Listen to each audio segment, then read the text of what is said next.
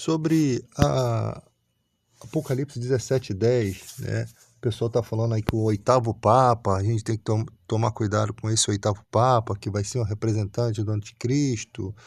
E aí chega a citar esse texto, né, dos dez reis, né?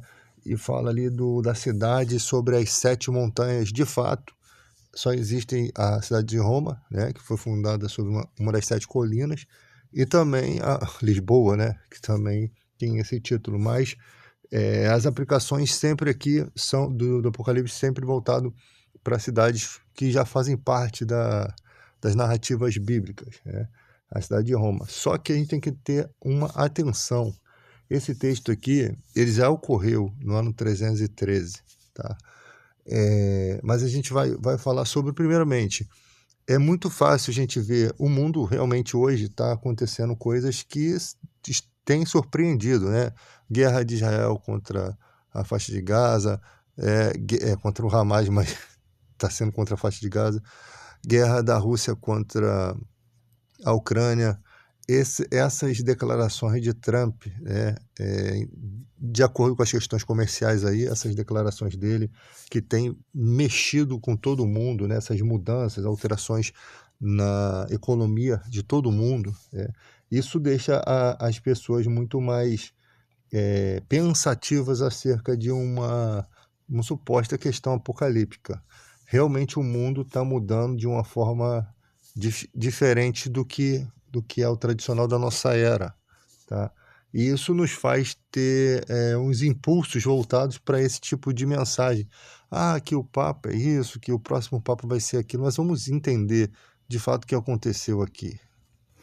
Depois vocês dão uma estudada nesse Edito de Milão, né? Aqui você vai ter uma noção do que de fato aconteceu, tá? No ano de 313, aqui havia, né, perseguições à igreja, e essa perseguição ela acabou terminando com um acordo, tá? Um acordo entre os representantes romanos, do Império Romano, e foram devolvidos, né, os patrimônios da igreja, os locais de culto, e fizeram um acordo, né? E aí você tem aí esse chamado Edito de Milão ou Mediolano, né? Esses documentos, eles têm autenticidade, tá? Tem essa lápide aqui, né? Tem autenticidade. Aí tá aqui, promulgado em 13 de junho de 313, o Edictum Mediolanense, né? Ele foi um documento proclamatório no qual se determina que o Império Romano seria neutro em relação ao credo religioso, acabando oficialmente com toda perseguição sancionada oficialmente, né, especialmente aos cristãos. Esse documento, publicado em forma de carta, transcreveu o acordo entre o tetrarca Constantino, imperador do Ocidente, e Licínio, imperador do Oriente. Então, antes da gente fazer qualquer especulação, a gente tem que ir para a história, né? E verificar isso. Eu falei até no outro texto que era antes de Cristo, 313 depois de Cristo, né? A expulsão dos judeus de Jerusalém, a Canaã bíblica, né? A Sião, foi em 135, né? Da era cristã. Então aqui o ano é 313 depois de Cristo, é um pouquinho depois dessa era. Aconteceram várias coisas, tem que estudar sobre o incêndio de Roma, né? Que os cristãos levaram culpa disso. Então teve várias perseguições e ali parece, nesse ano 313, parece finalizar essas perseguições, tá?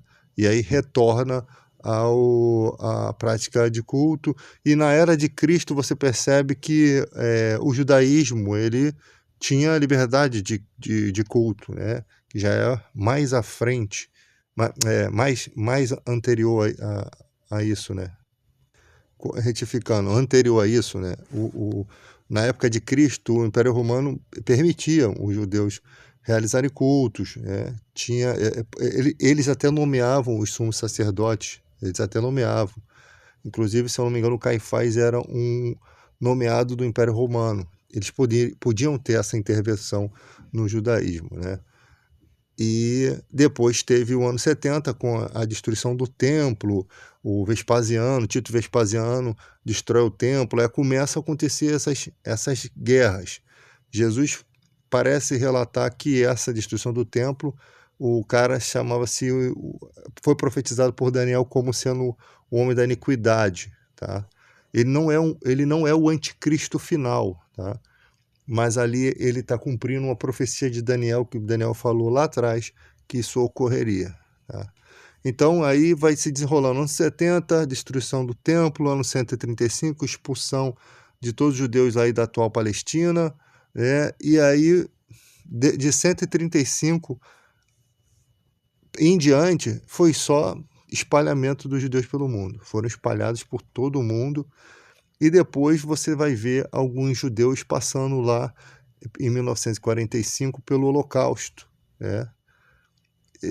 Parece que em 1918 o Theodor Herzl começa a fazer um manifesto, os judeus começam a voltar, né? Com a comunidade judaica internacional influenciando e também o sofrimento passado pelo Holocausto, os judeus começam a retornar, né?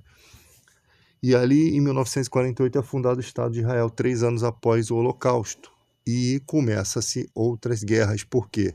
Porque o povo árabe que vivia desde 638 lá, não queria que isso acontecesse, tá? O Fábio Sabino, ele falou que a gente fala muito do terceiro templo, da construção do terceiro templo, e para isso acontecer, isso eu já venho falando há muito tempo, para isso acontecer, teria que se destruir o Domo da Rocha, né? Que seria uma mesquita islâmica. Agora, vamos pensar bem. O Israel, com a ajuda dos Estados Unidos, que é uma grande potência bélica, né? Que segura todos os inimigos de Israel, né? Porque está ligado à OTAN, 30 e poucos países. Você acha mesmo que, da medida que já está acontecendo, dessas tomadas de terra do povo árabe e dos demais, alguns outros povos que vivem ali, essa tomada de terra e os assentamentos judaicos ocupando essas terras, pessoas sendo expulsas, se chegar um dia que não tiver mais árabe suficiente, né, ou pessoas suficientes ligadas ao islamismo nessa terra, suficiente que eu digo assim, que não tem condição de lutar, se chegar a um ponto assim de exterminarem todos, porque se chegar a um ponto que sobrar poucos, eles vão mandar embora todos. Exterminar que eu falo aí, não é nem eliminar matando, mas tirando, né, do país. Tipo o que o Trump está fazendo, tirando os estrangeiros lá. Se acontecer isso, vai ficar o que ali? Só o lugar de culto. Você acha que eles vão permitir que essa cúpula permaneça naquele lugar? E se ela for destruída, são 2 bilhões de muçulmanos, né, de pessoas ligadas ao islamismo no mundo todo, que vão tentar contra Israel como se os Estados Unidos é uma grande potência bélica.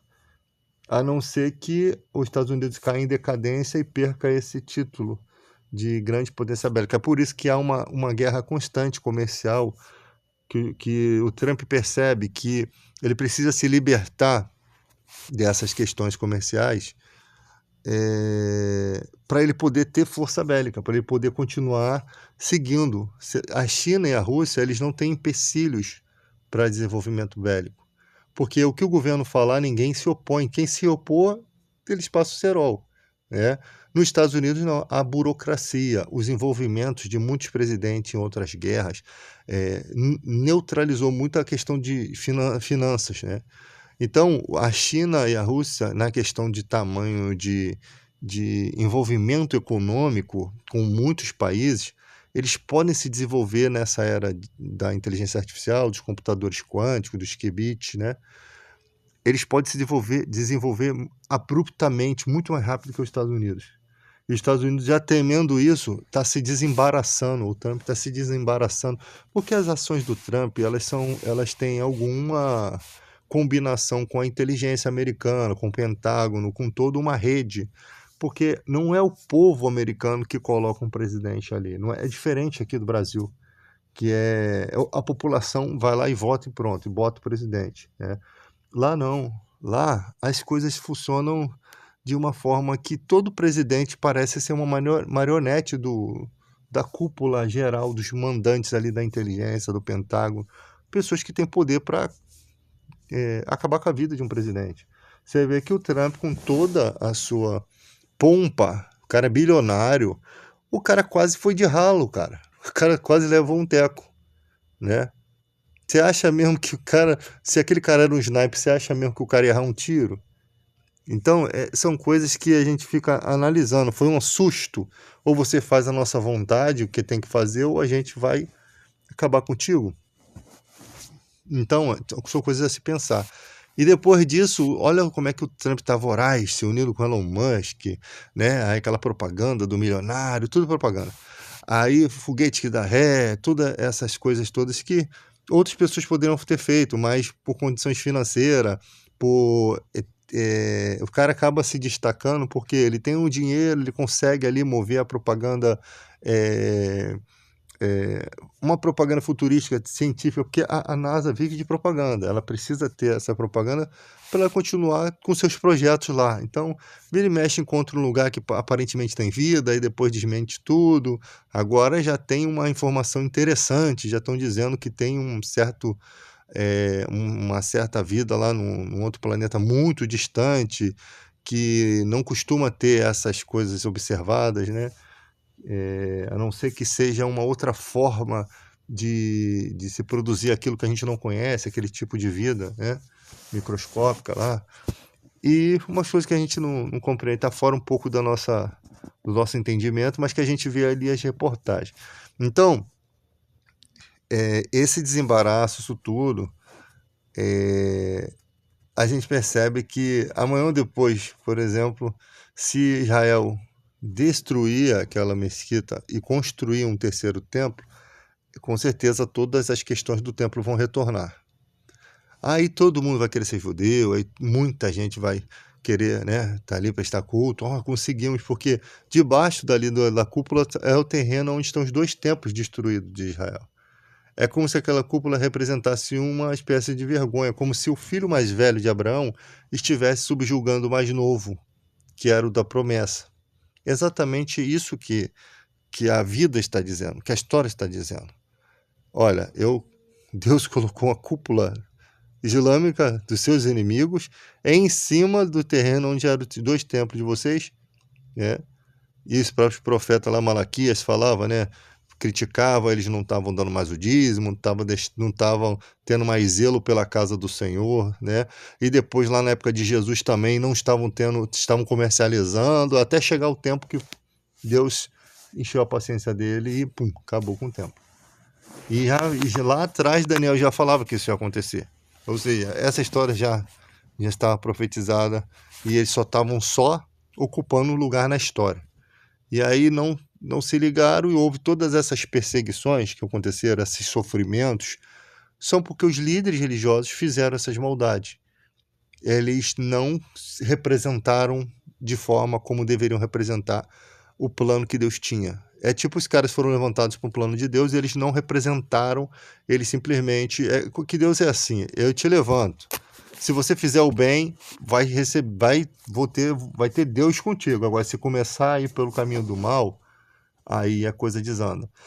E quando desanda nas questões de Israel, desanda para toda a humanidade que vive ali, né? Todos os seres humanos que vivem ali acabam sofrendo terríveis coisas, talvez para servir de lembrança de como é uma irresponsabilidade de um governo. Isso, gente, acontece em todo mundo. Se um presidente for irresponsável, fizer declarações absurdas, arrumar guerra contra o país, ele vai ficar bem e quem vai se lascar somos nós, nossos filhos que vão sofrer na guerra, porque a gente deixou com que um representante inútil entrasse no poder.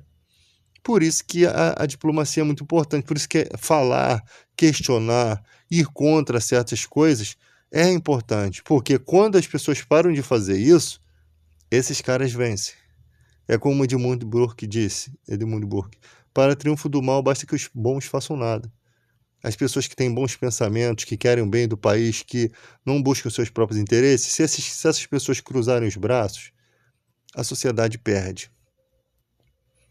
E geralmente a sociedade voltada à corrupção, à fraqueza espiritual, que dão ouvido a qualquer tipo de idiotice que vem pregando aí, essas pessoas são facilmente manipuladas.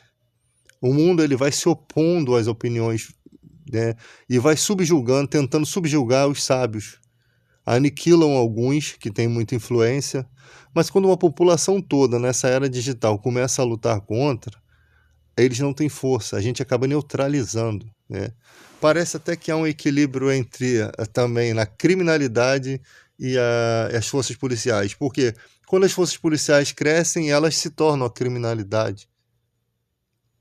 Quando as forças policiais crescem, tem às vezes pessoas boas ali, mas com o passar do tempo, os filhos vão assumindo os cargos, netos, pessoas conhecidas, aquela instituição acaba se tornando uma instituição falida. E se eles estiverem no poder, eles acabam caindo por terra todo mundo. Porque não pode ter um poder supremo, tem que ter democracia, tem que ter vários poderes lutando entre si, tem que ter oposições. Isso aí é uma forma de Deus manter essa neutralidade e ninguém dominar. Pode dominar uma religião que você acha hoje de pessoas de bem, só que essas pessoas morrem. Só que essas pessoas também se corrompem, essas pessoas têm fraquezas carnais e elas passam a aceitar o mal na vida. Davi não se corrompeu, era um rei segundo o coração de Deus, e ali ele não matou Urias, um dos 60 valentes de Israel.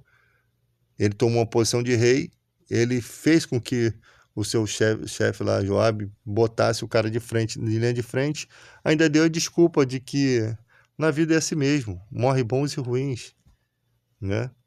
E ali o servo dele teve que botar um cara inocente para morrer. É assim, porque era liderado por um rei, a voz de um rei valia. Mas se fosse todo um parlamento, onde há oposições, de repente as coisas não andariam daquela forma. Quem julgaria Davi? Né? Quem poderia julgar o rei? Quem julga os supremos? Né? Então é assim que funciona.